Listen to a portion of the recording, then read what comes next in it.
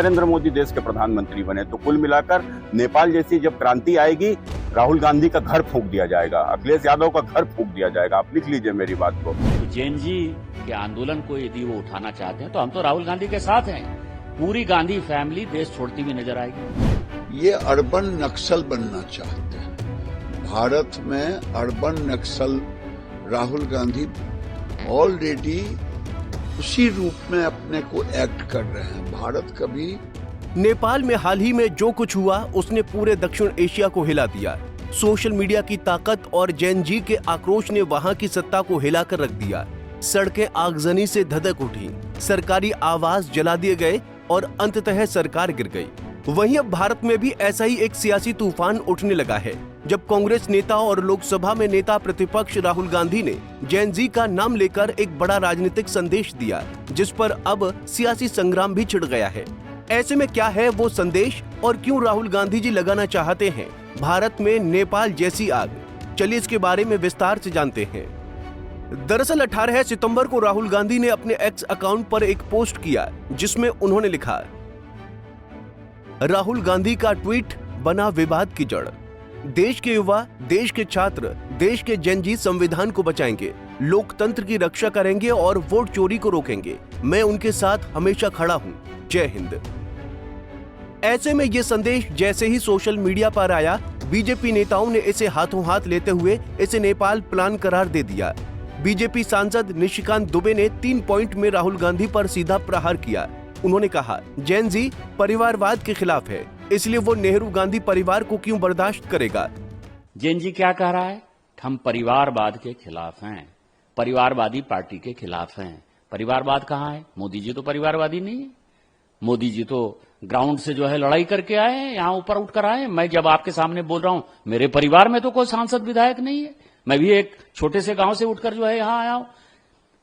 जवाहरलाल नेहरू, इंदिरा गांधी, राजीव गांधी, सोनिया गांधी, इसके बाद राहुल गांधी, प्रियंका गांधी, उसके बाद प्रियंका गांधी जी के बेटे भी हो सकता है आ जाए। रॉबर्ट वड्रा साहब रोज कहते हैं कि मैं आंदोलन करना चाहता हूं, मैं चुनाव लड़ना चाहता हूं। तो जैन जी के आंदोलन को यदि वो उठाना चाहते हैं तो हम तो राहुल गांधी के साथ हैं। पूरी गांधी फैमिली देश छोड़ती हुई नजर आएगी। दूसरा, जैन जी ने क्या किया, जो नेपाल और बांग्लादेश से उदाहरण है, भ्रष्टाचार के खिलाफ। भ्रष्टाचार किसने किया? पूरे 2G, 4G, 3G, CG, कोयला घोटाला हो, बोफोर्स घोटाला हो, जितने घोटाले आप कर लिए, जीप घोटाले से लेकर यदि आप 2G और 3G और कॉमनवेल्थ घोटाले तक जाएंगे, सबके सब कांग्रेस ने किए। वहीं इस मामले में बीजेपी के पूर्व सांसद सुब्रत पाठक का बयान भी सामने आया है, जिसमें उन्होंने विपक्षी नेताओं पर भ्रष्टाचार का आरोप लगाया है। नेपाल में जो हुआ वो 2014 में हिंदुस्तान में हो चुका है। फर्क इतना है कि वहां सड़कों के ऊपर हुआ, यहाँ पर ईवीएम के माध्यम से हुआ, यहाँ के ऊपर इलेक्शन के माध्यम से हुआ। यहाँ की जनता ने भी आंदोलन किया, इन भ्रष्टाचारियों बेईमानों के खिलाफ आंदोलन किया। जिस प्रकार से वहां के ऊपर आंदोलन परिवारवाद के खिलाफ हुआ, वंशवाद के खिलाफ हुआ, नेपाल में आंदोलन भ्रष्टाचार के खिलाफ हुआ, तो हिंदुस्तान में भी आंदोलन भ्रष्टाचार के खिलाफ हुआ।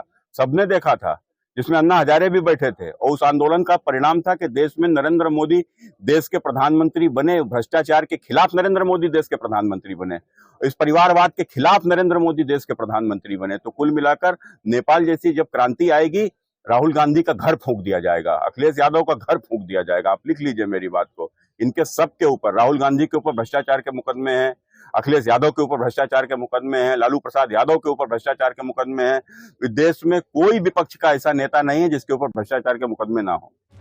आपको बता दें कि राहुल गांधी का ये पोस्ट दरअसल उनके हालिया प्रेस कॉन्फ्रेंस के बाद आया, जिसमें उन्होंने कर्नाटक और महाराष्ट्र में वोटर लिस्ट से हजारों नाम काटे जाने का आरोप लगाया था। उन्होंने सीधे चुनाव आयोग पर निशाना साधते हुए कहा था कि देश का लोकतंत्र हाईजैक हो गया है और उन्हें ये जानकारी आयोग के भीतर के लोगों से मिली है। जहां राहुल गांधी के इन आरोपों पर बीजेपी ने जमकर पलटवार किया। ऐसे में यही वजह है कि बीजेपी जैन जी वाले ट्वीट को युवाओं को भड़काने वाला बयान बता रही है। वहीं बड़ी बात यह भी है कि राहुल गांधी के पोस्ट में जिस जैन जी का जिक्र है, वो जैन जी नेपाल में आगजनी कर चुकी है। वही जैन जी जिसने श्रीलंका में राष्ट्रपति को भागने पर मजबूर कर दिया था। ऐसे में सवाल ये है कि क्या भारत में भी यही सब दोहराना चाहिए? क्या भारत में भी नेपाल जैसी सियासी हलचल की जरूरत है? बहरहाल भारत में चुनावी प्रक्रिया को लेकर सवाल उठना लाजमी है, लेकिन इसे विद्रोह का रूप देना सही नहीं। नेपाल, श्रीलंका और बांग्लादेश का रास्ता भारत के लिए नहीं है। Bureau report, Punjab Kesari TV. हमसे जुड़े रहने के लिए हमारे YouTube चैनल को सब्सक्राइब करें और नई वीडियो की नोटिफिकेशन के लिए बेल आइकॉन को दबाएं।